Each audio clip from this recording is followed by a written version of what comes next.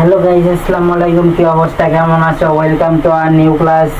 আজকে আমরা ক্লাস 8 এর ম্যাথ বই চ্যাপ্টার 3 পরিমাপের যে ম্যাথগুলো আছে সেই ম্যাথগুলো করব। এর এর আগের ক্লাসগুলোতে আমি আরো 3টা ম্যাথ করিয়েছি।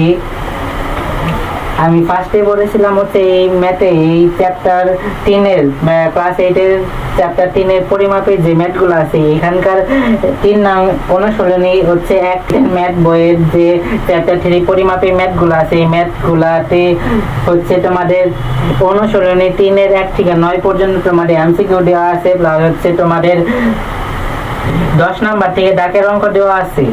তো 10 নাম্বারকে আমি এক ধরে 10, 11, 12 আমি করে 10, 11, 12 আমি ম্যাথ করেছি। তো আজকে হচ্ছে 13 নাম্বার ম্যাথ, অর্থাৎ আমার হচ্ছে 4 নাম্বার ম্যাথ বা হচ্ছে অনুসরণী তোমার 13 নাম্বার ম্যাথটা করব।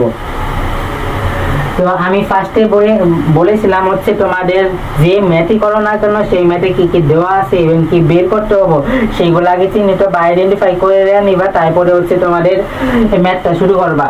তাহলে এখানে দেওয়া আছে হচ্ছে একটি ত্রিভুজের ক্ষেত্রের আকৃতির ক্ষেত্রের ভূমি হচ্ছে 24 মিটার দেওয়া আছে, 24 মিটার এবং উচ্চতা দেওয়া আছে 15 মিটার 50 সেন্টিমিটার। সেমিকে আমরা সেন্টিমিটার বলি। আর হচ্ছে ক্ষেত্রফল ব্যয় করতে কইছে।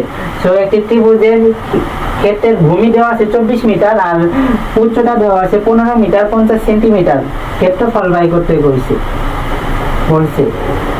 তাহলে হচ্ছে দেওয়া আছে ত্রিভুজ আকৃতির ক্ষেত্রের ভূমি হচ্ছে 24 মিটার আর হচ্ছে দৈর্ঘ্য হচ্ছে 15 মিটার 50 সেন্টিমিটার। আমরা 1 মিটার সমান কি জানি? 1 মিটার সমান জানি হচ্ছে 100 সেন্টিমিটার। আমরা 1 মিটার জানি হচ্ছে 100 সেন্টিমিটার। সো তাহলে আমরা যেহেতু 50 সেন্টিমিটার আছে, তাহলে আমরা 50 কে যদি আমরা 100 দ্বারা ভাগ করি তাহলে একটু আমরা ওইটা মিটারে পাবো। সো এখানে 15 মিটার যোগ হচ্ছে 50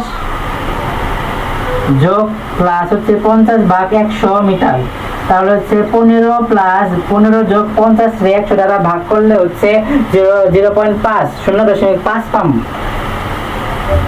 তাহলে হচ্ছে 15.5 মিটার। এই 15 মিটার 50 সেন্টিমিটার। এই 15 মিটার 50 সেন্টিমিটারকে আমরা মিটারে কনভার্ট করে পাই হচ্ছে 15.5 মিটার। আর তোমরা হচ্ছে এই পরিমাপের যে অধ্যায়টা আছে, পরিমাপের যে সূত্রগুলো আছে সব সূত্রগুলা তোমরা মুখস্থ করে নিবা। এখানে হচ্ছে ত্রিভুজ আকৃতির ক্ষেত্রে ক্ষেত্রফলের সূত্র হচ্ছে হাফ ইনটু ভূমি গুণন উচ্চতা। এর আগে আমরা বাগানের বর্গাকার ক্ষেত্রের আয়তক্ষেত্রের ক্ষেত্রফলের সূত্র পড়ছে হলো দৈর্ঘ্য গুণন প্রস্থ।